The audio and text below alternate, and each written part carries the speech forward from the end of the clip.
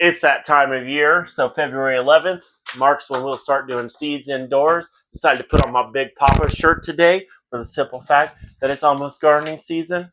And I figured we'd do a seed review on discussing what did really good for us last year, what we're planting this year, and what we need to get before the season even starts. Because we're using seed time this year to kind of help streamline the flow of our gardening. So I'm trying to stick with it as much as possible. Really fighting the urge right now because it was 56, 60 degrees today. So that general ballpark, which made me want to go do some tilling and get some plants in the ground. But, you know, we're going to hold off just a little bit longer. But I've got some really cool ones that I'm going to look at and for growing this upcoming 2025 season. And I just figured this is the best way to talk about it. This is some cantaloupe. I don't know exactly where my dad got his from, but we stole seeds out of it, saved them, hoping it does good. He did pretty good production on his last year, so not really sure of brand or anything, but I can tell you, we threw some seeds from a store-bought one in the guts over in the compost pile, and then I moved some of them into the actual side garden, and they actually grew from the store, so that was kind of cool. We didn't really get any production, but just, the seeds growing was kind of awesome. Spaghetti squash did really good in zone 6B last year. We got it was in the side garden, so it wasn't super great because it's kind of shaded over there. But we still got like 4 or 5 of them, and it didn't go super crazy and take over the entire yard. But definitely one will be growing again. My white pumpkins. We got these from the pumpkin patch. Took some of the seeds, accidentally grew them in the yard next to the garage. Don't know how it happened besides the fact that I threw them over there. And they take off all the time, and they are delicious for pumpkin pie, grilling, everything. English cucumber, we actually stole them from Miss Haley's dad. He grew them. His went stupid. They were awesome. Stole some seeds from them. Going to be putting them in my garden this year. This is the Black Beauty zucchini. It's a zucchini. It always does awesome. Zone 6B, in love with them. Gotta watch them because one day they're, the perfect small size, just too small to harvest. The next day they're massive. Big red cherry. I actually have the main seed packet somewhere amongst the 5,000 seeds we have right here, right now. And these are awesome. So we've got them from the size of a freaking pea all the way to the size of like a golf ball. They're really weird. But almost all of our production last year came from these guys. Every time we go out there, every other day, it was just fully loaded with big cherry red tomatoes. And another thing, for whatever reason, the tomato worms did not devour these plants. My Romas, my Ace 55s, everything else got ate. They did not eat these plants. Green beans. I'm pretty sure these are pole green beans. So if they are, because I'm not exactly sure, I probably won't be using them again after this year, but for this year, we're going to put them on the fence and see what happens. More seeds we save. Yeah, so great Mullin. Don't know much about it. It's a medicinal herb. Kind of grows in road ditches, so a lot of people think it's a weed, but it's actually a medicinal herb. If you guys want to see a video on that, go ahead and let me know in the comments below because we do a lot with it. Which pea is this? Pea burpeanna early. Yeah, so peas, burpeanna early. It's a pod pea. It's not, it's a shelling pea. So, yeah, we didn't do much with these last year, but they're supposed to be pretty prolific producers. And this year, since the wife's not pregnant, she can sit here and shell them all whenever I grow millions of them. New kind of onion, which I didn't look much into, so I probably still need to. Yeah, so I was in Dollar General. They had seed packets, which was awesome. And these are long or intermediate, so they actually grow. I keep seeing my reflection in the door, and it's freaking me out. That door. Oh. These are intermediate or long day, so right perfect for where I'm at.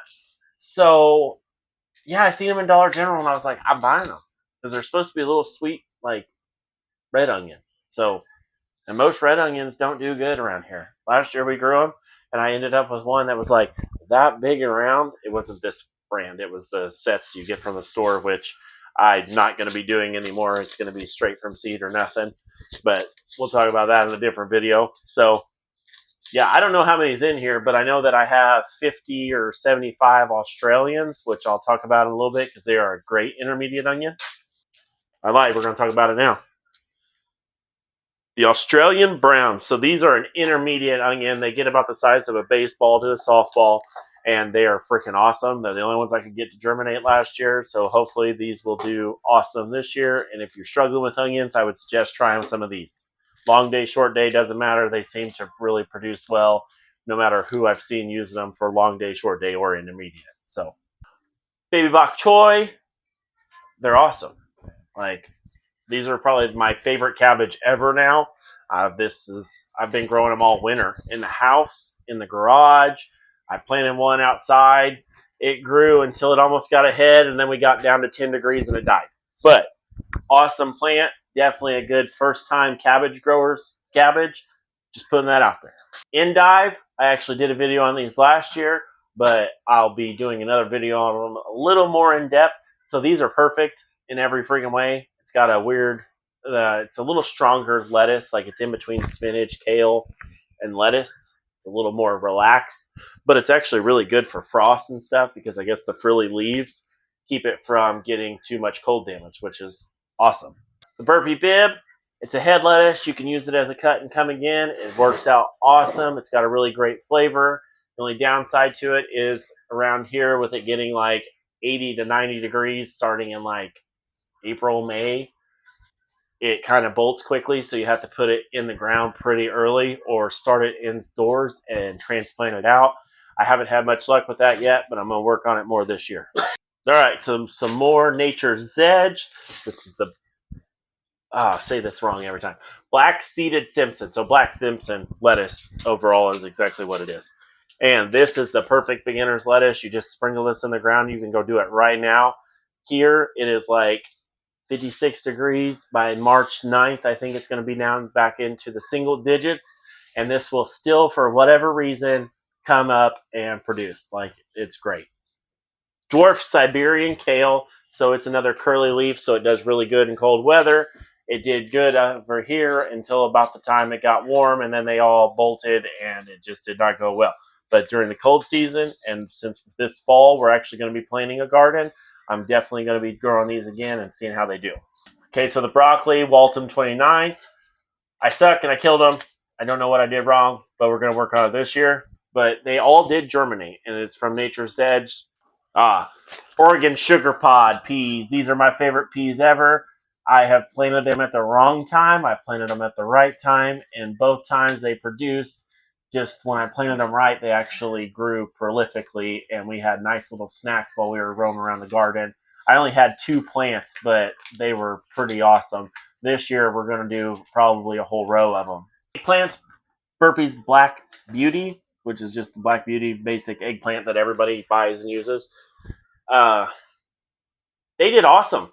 They actually kind of didn't do great at the beginning because I think whenever I was doing my transplant, they got shocked, and so they stalled for a little bit. But I ended up hitting them with a nitrogen booster, and they come up. They started looking great, and then I found out that tomato hornworms actually eat eggplants too. So we've got that battle coming on later on in the season. I'm hoping to do some proactive steps to keep from having to deal with them in a reactive manner, because by the time I figured out what was eating these, all of my tomatoes, peppers, and eggplants were already toast. Cabbage, like I said, I prefer the baby bok choy, but this is the early golden acre. We grew like 5 of these, and only 2 of them made it to head. I think that maybe I started them too late, and possibly due to water and other issues, because in Illinois, it's like one day there's no rain and you're wishing it would rain, and then the next day you have 5 million gallons running across the garden and you don't know what to do with it. So we're working on that as well, but hopefully this year we'll see some cabbage. Same problem with the cauliflower, the snowball cauliflower. Yeah, same thing. Was doing good. We were keeping it pretty consistent going, and then the water hit, thought it was dead, came back through where I'd replanted some stuff, and we had some of it growing, but it already went to seed because it was too hot. So we're going to try again, hopefully with this new seed time schedule, we can actually get it in the ground before it bolts, and at least with that I can adjust it to prior weeks. So, but we'll talk about that when I'm doing it. So we're doing a cucumber. It would be the chompers hybrid from Burpees. I really like these. The old lady likes these. They're not as big and long as the English cucumbers, and they're not like prickly like the canning cucumbers. But these are great for salads, and like like everybody says that you get the burps real bad or whatever because of whatever chemicals in these. So this isn't actually supposed to be a burpless, but we don't have that problem with these. The only issue that you do get with them is if you don't water them enough, they will turn into little golf balls.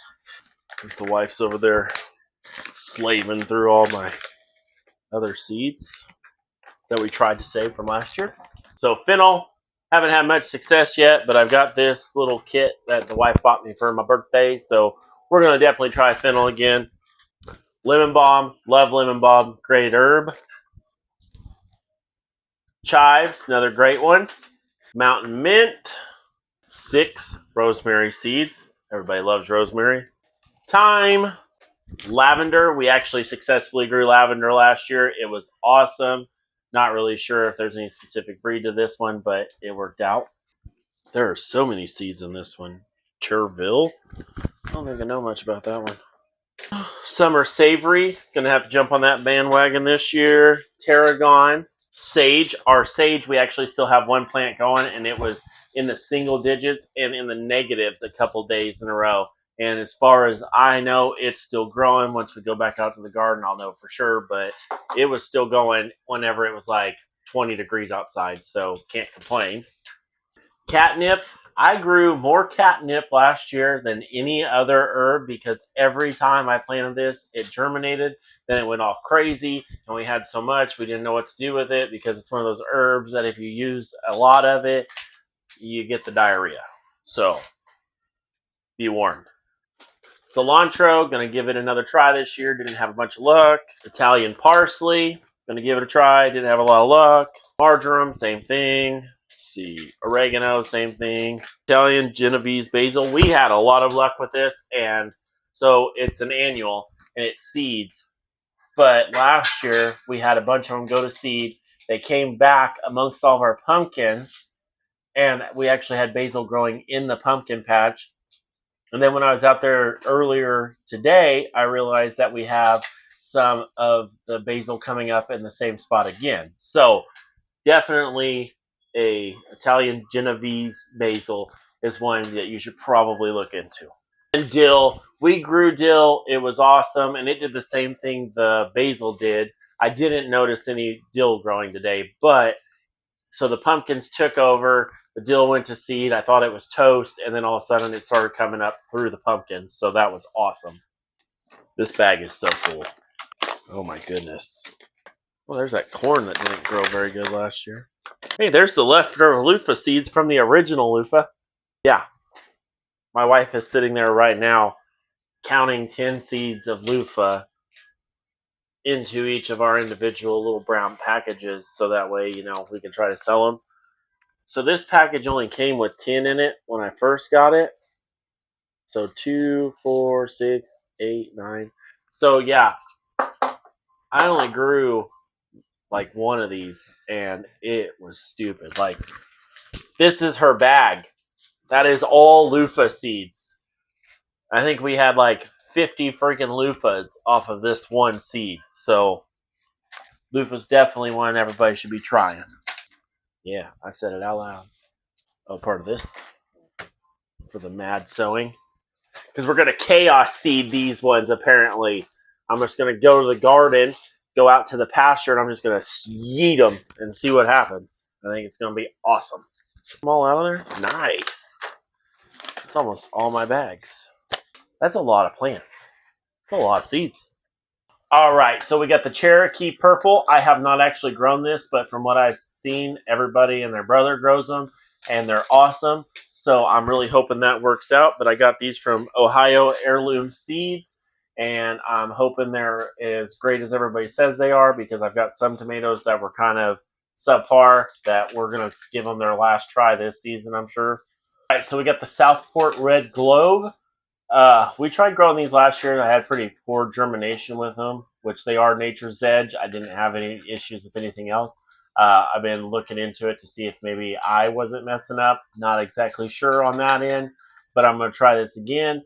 I'm not sure if these are short days or not because it says they have a short growing season, which makes me think they might have a short day. But then it says to give them full sun as much as physically possible because the more sun they get, the more the the bigger the bulb will get.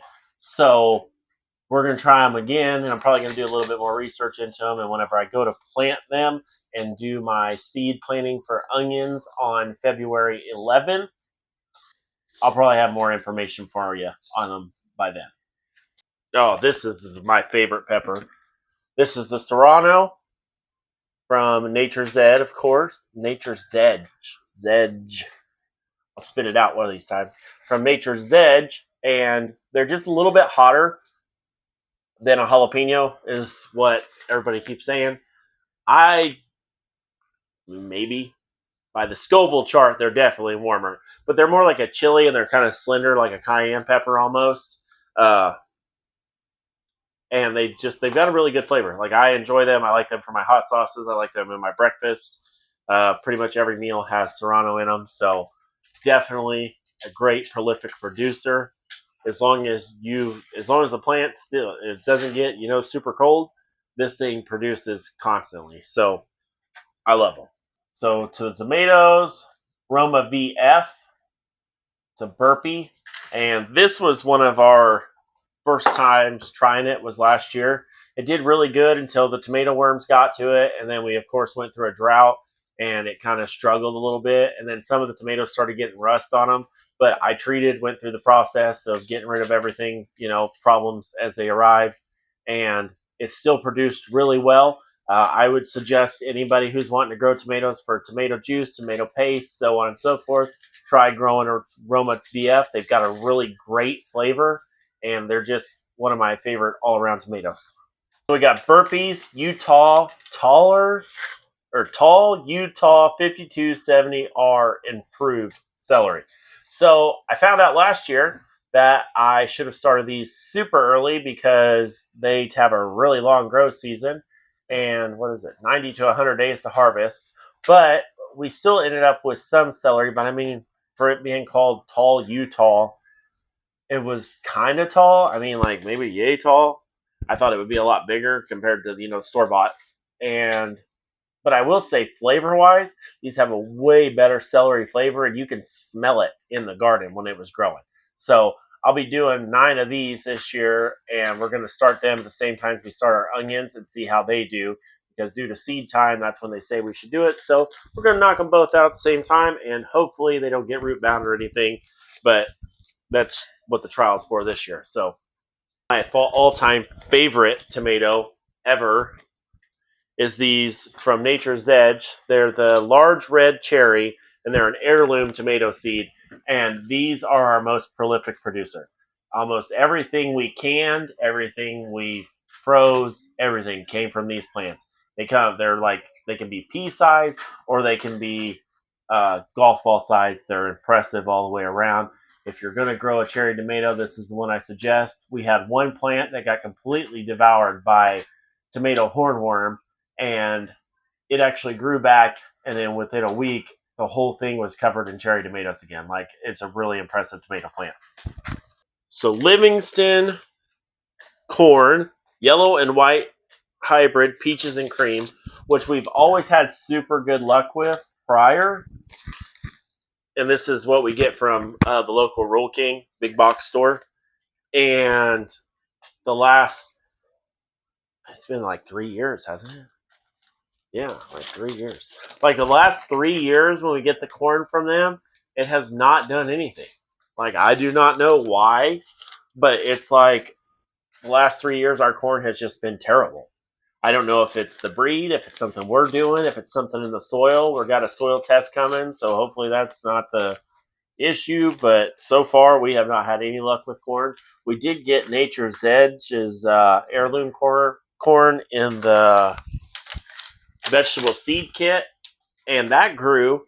And if I would have actually done what I should have done and planted them correctly, I think they would have did good. But even for planting them one by themselves, trying to do the three sisters, but really far apart, we actually did get little baby ears of corn. And we got, what is that called? Corn smut?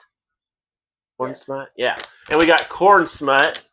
It looks terrible, but it doesn't taste bad. I think this is nasturtium. Okay, so we got the California Wonder Bell peppers. We've had 1 year where these were really great, and then the last like 2 years I haven't done really well with them. So we're going to try them again this year, and if it doesn't work, we're going to be switching to what is that called? A lunchbox pepper that the old lady actually gets from the store. They're amazing, and I'm going to steal some seeds from them, and we're going to grow those instead because they're awesome. I tried cactuses, and if anybody has any idea how to grow cactuses, let me know in the comments below, because like they all grew and then they all died, and I don't know what I'm doing. So we might mess with this again for a little bit more experiments this year during the off season when I'm not trying. But yeah, and this is just a mix. I ripped the top of it off, so I'm not exactly sure, but yeah, I'm just not a cactus from seed guy apparently. The winter squash buttercup. Yeah, the freaking squash beetles destroyed these before we actually got any harvest. So the plants looked great, and then here come the squash beetles and ruined it. They're on my list of pests to eliminate before they can become a problem this year. Nature's Edge jalapenos. I don't know if it's possible that these jalapenos are different because like maybe cross-pollination or something, but these are some of the hottest jalapenos I've ever ate in my life. And everyone who eats them says these are the hottest jalapenos they've ever eaten in their life. So definitely need to do something, but we're going to grow them again because I love them. Like, they are so packed full of flavor, and they are prolific producers. We grew them in a freaking little red Solo cup, and this thing got like 3-4 foot tall and had peppers all over it. So it's impressive. So on to another lettuce. You got an iceberg. Hey, it's a ice. I'm throwing it. Lettuce iceberg A. So this is a head lettuce. We did it as a cut and come again. Wasn't the best idea. Definitely going to try to actually do it the way it's supposed to. Kind of hoping to get it out in time so that it doesn't go to bolt or doesn't bolt. So that's pretty much how we messed it up last year. So we'll be doing it all again this year. My least favorite tomato for the last 5 years. Somebody's probably going to want to shoot me over it, but is the Ace 55 from Nature's Edge. I cannot get these plants to do worth a crud on anything. First year they came up, they looked real sad. I messed with them, got them going, ended up with like 4 or 5 tomatoes out of it. Second year, same problem. This last year, we got really good plants because I got it dialed into how to get the plants, but then all the tomatoes got rust on them. And that was even in the volunteer garden and in the grow bags and main garden. So I don't know. I know that heirloom tomatoes seem to struggle with disease and pest issue a lot more than other tomatoes, specifically the hybrids. But I just thought these were really watery and they weren't really that good of a tomato in general. So I've got a few more seeds. I'm going to probably let them run one more time just because I have a problem with letting go. But if I run out of seeds, I will not be ordering them again. Then you got Fairy Morse Okra, Clemson Spineless, number 80. These are awesome. We did find out that tomato hornworms enjoy these as well for whatever reason. I don't know if I have a weird friggin' mutant tomato hornworm population, but after they ate all my tomatoes, they decided to start eating these. Did find out I planted them way too early, so it kind of stunted them in the beginning. But towards the end of the season, with like 3 plants, we ended up with some pretty nice little harvests of them that we could, freeze up and stuff for during the off season. We'll be planting these again, probably doing more plants because they're really great. We mix them in stir fries. We get them before they're real long. And we mix them in stir fries. We pickle them. You name it, we do it with them. So definitely going to be growing more of these. I don't know if I should say the best for last or just get into these ones. Let's just get into these. So I got the forget-me-nots from Dollar General because they looked really pretty and they were 2 for $1 and then they were on sale. So I only paid 50 cents for 2 packages of different seeds. We actually still have these. It got into the single digits, and we still have forget-me-nots growing in front of the house right now. So I don't know or freeze wise and stuff. Maybe I need to look into it more. But these are really awesome for overwinter flowers, I guess. Then you got the nasturtiums. I'll get it. Nasturtium. Dwarf Alaska mixed colors. They also looked pretty, so they were 2 for $1 on sale, 50 cents. So I bought them because I wanted to add a pop of color to our garden. Plus, I mean, we have all that space, so we might as well grow something.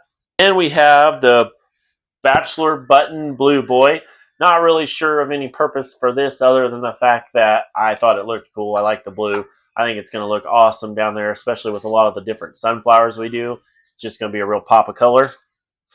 Marigold Golden Goliath. So this is supposed to be a giant marigold. So I'm hoping it's like 6-7 foot tall with just big old stupid flowers on it, because that'd be awesome.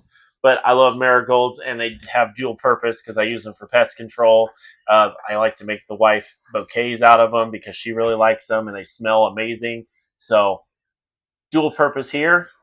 Poppy Ladybird. I haven't really messed with poppies. Don't know a lot about them. But we did grow a few last year in the garden next to the house. And then these ladybug ones looked really cute. So I was like, might as well. And I probably shouldn't be sitting here like cute and beauty and pretty and stuff. But whatever. I'm a grown man. I'll say what I want. So, what? As soon as you said it. Cute. What? Don't be a hater. The ladybirds. They are. They're freaking adorable, and I love them. All right, then we got the Sunflower Velvet Queen. Whoa, I went way up there. My bad. Sunflower Velvet Queen. So, my wife loves sunflowers, and I like them a lot too. I like dove honey, and doves like sunflowers. But then she likes how pretty they are, and then every once in a while, I'll cut her one down and throw it in her vase for her. But these did really good. We had these. It's that Midnight Black, Sunrise Tequila. Yeah, and then the chocolate one. And then some kind of chocolate one that I don't remember. And with them growing, they only got like yay tall. It wasn't really that great.